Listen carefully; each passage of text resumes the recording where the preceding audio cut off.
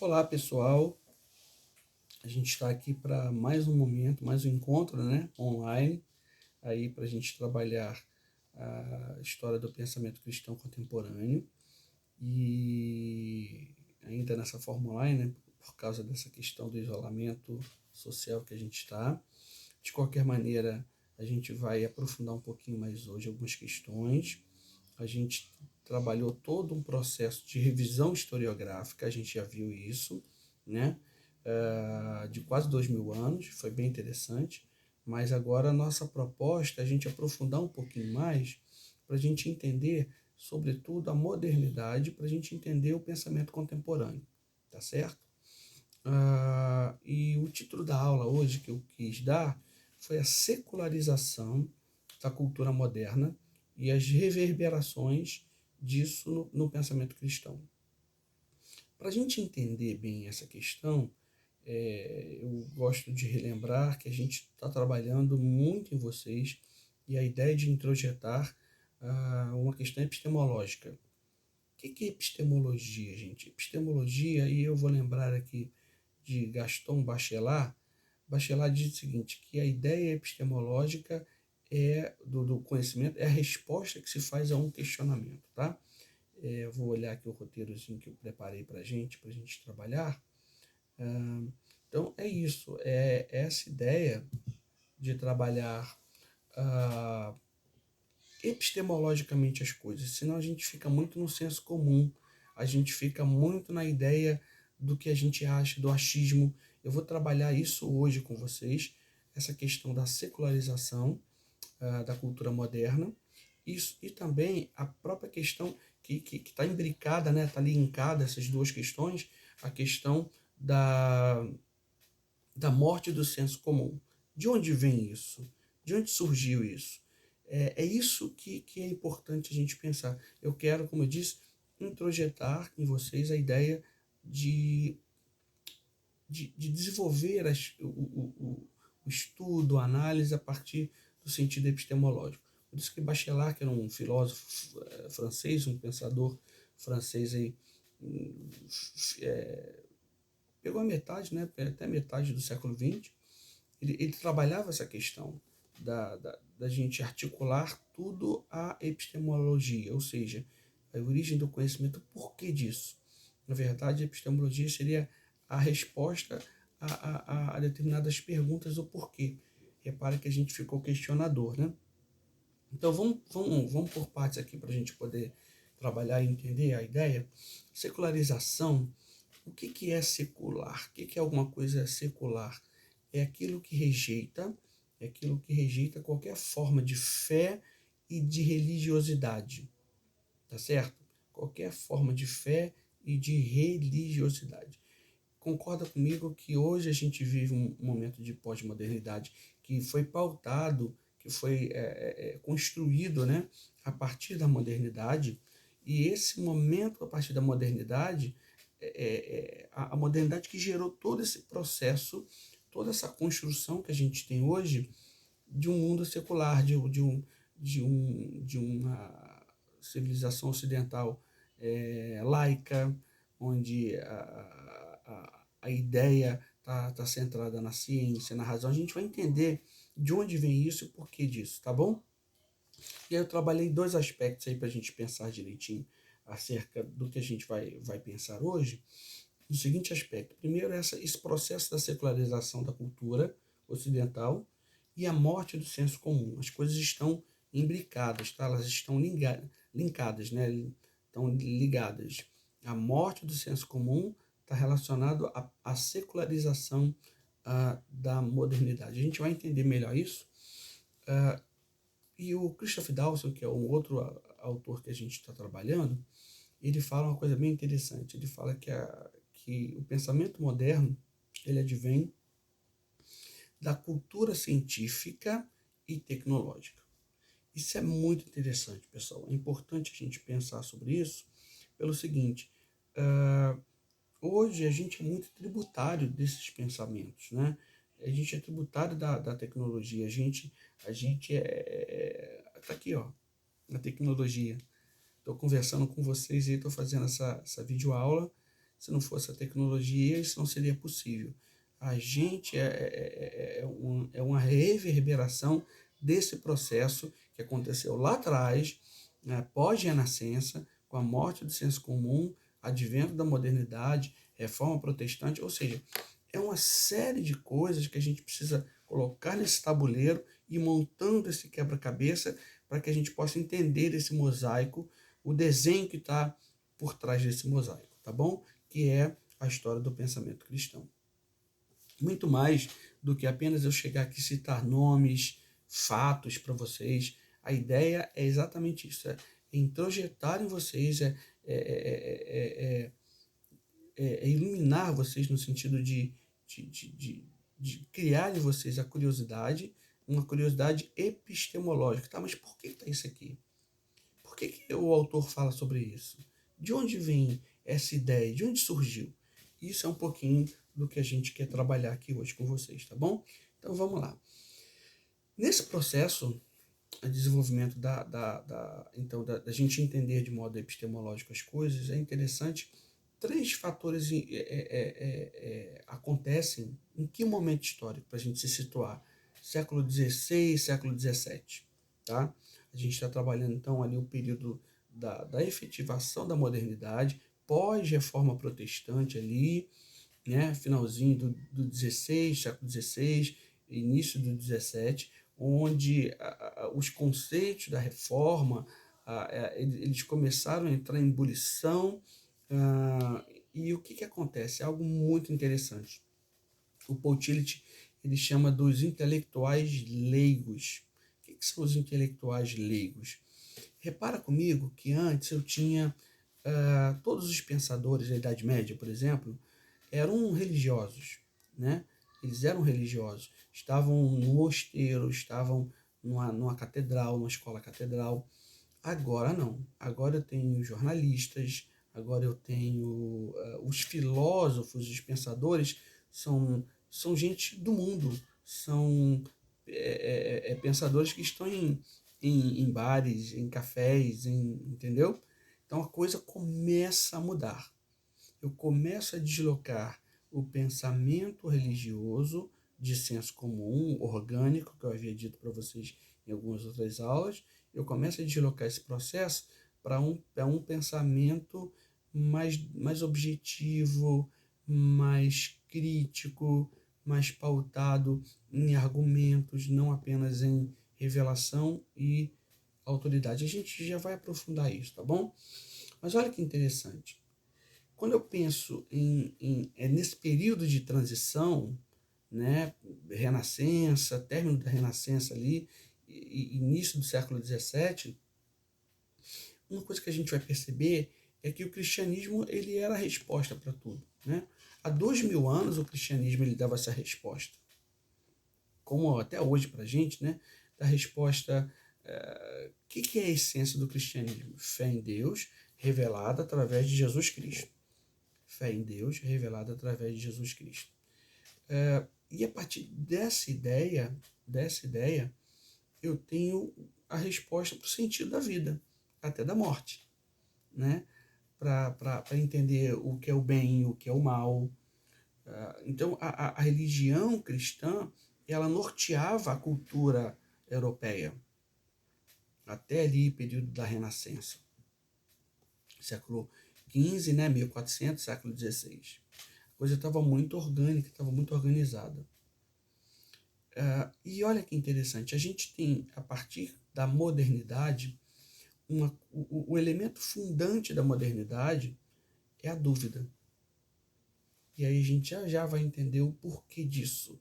De onde vem essa ideia? Porque assim, quando eu penso, gente, como a gente está trabalhando a história do pensamento cristão contemporâneo, eu não posso pensar a história contemporânea sem pensar numa coisinha chamada iluminismo. Mas para eu entender o iluminismo, eu preciso entender o processo de secularização que a gente está trabalhando, que a gente falou, o que é já. O que é a secularização? É você rejeitar tudo aquilo que é religioso, tudo que é questão de fé, tudo está pautado agora no espírito crítico e de argumentos, não mais em fé. Isso é secularização. Então, como é que a gente chegou nesse processo? De onde a gente, como é que surgiu isso, né? Se a gente pudesse rastrear esse ceticismo, e aí vale aqui um esclarecimento, o cético não é aquele que não crê, é aquele que tem dúvida exacerbada. O ceticismo, é aquele que tem dúvida exacerbada, que pode levar à descrença. Então, quando a gente vai rastrear esse processo de nascimento, de nascedouro do ceticismo, a gente repara em alguns nomes importantes. René Descartes, John Locke, David Hume e Baruch Spinoza. Ah, o iluminismo conduz a isso, né? Para entender de um modo mais detido, eu quero pensar alguém aqui, que quando a gente fala em iluminismo, normalmente, olha, o senso comum, normalmente é senso comum, a ideia que a gente trabalha muito a França, né? Os pensadores franceses, Diderot, Jean-Jacques Rousseau, Voltaire, claro, claro. Mas o primeiro ente questionador, se eu posso dizer assim, foi Baruch Spinoza, que não estava na França, estava na Holanda, e ele começou ali no século, meados do século 17, 1650, 50 e pouquinho. Então repara que praticamente 90, 100 anos antes da eclosão do iluminismo na França, eu tenho Baruch Spinoza lá na Holanda pensando sobre a natureza, pensando sobre a religião e, sobretudo, desenvolvendo um espírito questionador. É isso que eu quero que vocês guardem. Guardem isso. Baruch Spinoza é o cara que desenvolve o pensamento questionador. Porque, e ele estava em Amsterdã, na Holanda. Amsterdã era uma cidade, naquela época do século XVII, de grande afluxo de comércio, e era um lugar muito propício para as novas ideias. Era um lugar de tolerância. Baruch Spinoza era judeu, tá? Ele estava na sinagoga lá em Amsterdã. E olha que interessante, gente. Baruch Spinoza é o primeiro cara que ele vai mudar, ele vai fazer o turning point, né? O ponto de mudança, o ponto de inflexão daquele pensamento medieval orgânico em que tudo está em Deus. Baruch Spinoza ele começa a questionar.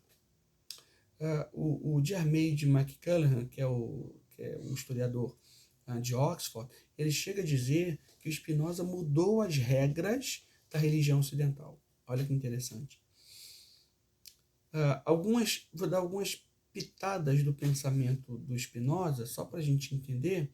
Spinoza ele não acreditava no divino, em Deus no sentido transcendente. Uma coisa interessante, tá? Há uma grande discussão se o Baruch Spinoza ele era um ateu. Eu penso no Spinoza ainda como um deísta, ainda como um panteísta, onde vê Deus em tudo. Eu vou explicar melhor. Ele não acreditava nesse Deus bíblico transcendente, relacional. Ele não acreditava na imortalidade da alma, não acreditava em milagres. Para ele, Deus é igual à natureza. Deus é igual à natureza. Repara que hoje, na pós-modernidade, concorda que tem muitos espinosianos por aí, a energia da natureza, né? Como a natureza é maravilhosa, temos que preservar a natureza, olha a ecologia. Está vendo de onde vêm esses pensamentos, essa ideia? Estou falando de século XVII, gente, 1640, 50, por aí, né? Repara, então, que o cerne, o embrião do pensamento iluminista, precisa entender o iluminismo, tá? A gente vai aprofundar já, mas eu quero trabalhar epistemologicamente ele com vocês para a gente entender o seguinte. O iluminismo começou lá na Holanda, com Baruch Spinoza. Esse pensamento questionador, de questionar as verdades definitivas estavam mesmo no livro sagrado? Será que é isso mesmo? Olha que interessante. Sabe por quê, pessoal? Isso eu estou falando do século XVII. Só para você ter uma ideia da importância disso, da relevância disso. até o século XVII, se você era inteligente, se você era alguém que queria fazer um curso superior, eu quero fazer, sei lá, direito, você tinha que primeiramente fazer teologia. Teologia. Ou seja, está vendo como é que eu estou falando ainda de pós-renascença, né? Olha como é que o pensamento religioso ainda moldava a sociedade. Mas a partir de pensadores como o Spinoza, a coisa começa a mudar. Então, de Spinoza eu tenho alguns caras interessantes que a gente vai trabalhar aqui, mas eu vou focar mais em um. Eu tenho René Descartes, como já falei, né? Que é o pai do racionalismo, pai da filosofia moderna. Eu vou falar mais dele mais lá para frente para a gente fazer aqui um contraponto, entender algumas questões. Eu tenho, como eu já disse, o John Locke, que era um empirista, ou seja, para ele o conhecimento advinha dos sentidos, né, dos 5 sentidos, era sensorial. O David Hume, que falava acerca da questão de trabalhar o ceticismo, essa questão da dúvida. E eu tenho Newton, Isaac Newton, Leibniz, que era um alemão, matemáticos, físicos.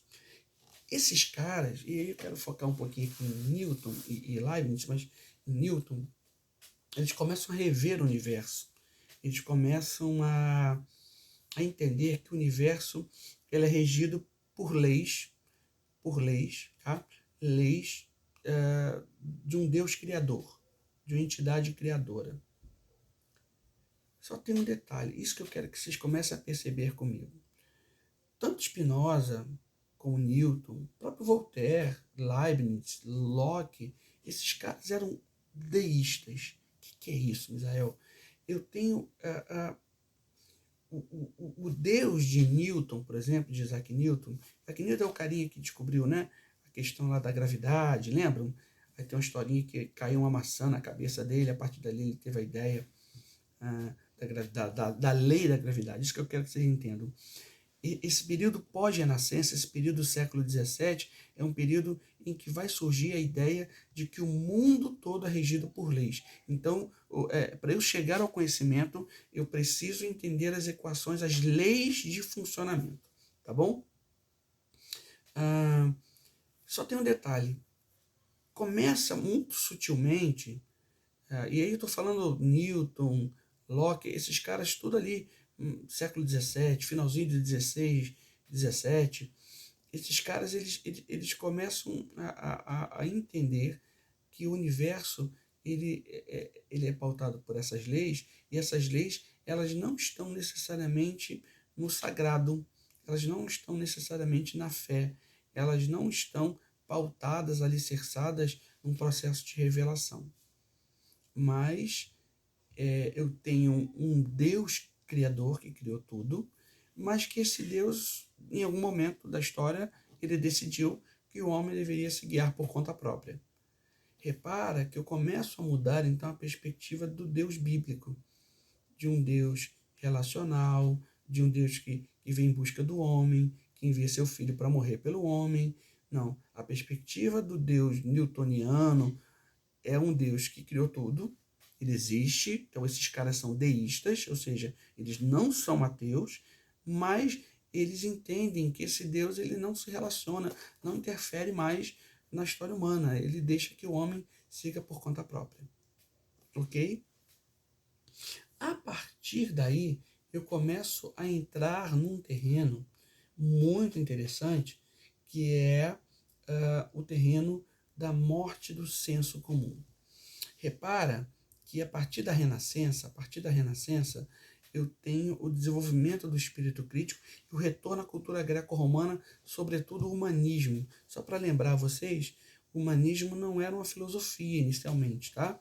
O humanismo era um método de estudo, era um método em que eu voltava às fontes, tanto é que o brado daquela época era ad fontes, ou seja, de volta às fontes de quem? De Sócrates, Platão, de Aristóteles, de Heráclito, de todos os filósofos gregos e romanos, Sêneca, Tácito, entre outros, para entender melhor esses caras. Ou seja, o humanismo, ele faz com que a gente volte a entender a fonte, de onde vem. O humanismo é um embriãozinho desse sentido epistemológico, tá? Eu não acredito mais apenas no que falaram, não, eu quero pesquisar, eu quero saber de onde veio, qual é a fonte, qual foi o primeiro escrito. Isso tem uma coisa muito interessante para a gente, pessoal, que a partir do humanismo, o humanismo ele influencia a reforma, sobretudo do norte da Europa, porque no norte da Europa as pessoas começam a querer entender a Bíblia, que a Bíblia toda é em latim, né? Jerônimo, a tradução da Vulgata, a Bíblia latina, as pessoas querem entender o seguinte, tá, o Antigo Testamento foi escrito em que língua? O hebraico. Tá, e o Novo? No grego. Tá, então eu preciso entender a língua original que foram escritos. É o nascedor a partir desse processo da Renascença, pautado nesse humanismo, de volta às fontes, de volta aos escritos, de volta a entender, sobretudo, como as humanidades trabalhavam. As humanidades eram poesia, a gramática, a retórica, essas três disciplinas que eram estudadas no período clássico, né? Da Grécia e da Roma. Então, olha que interessante. A partir desse processo, eu tenho desencadeamento para a reforma, e a partir da reforma, eu tenho desencadeamento, olha que interessante, para a morte do senso comum. Então, olha que interessante, a gente precisa ter atenção a essas questões, que a gente vai linkando isso para a gente entender como a gente chegou no período da modernidade nesse processo de secularização, ok? A gente volta já já para a aula 2.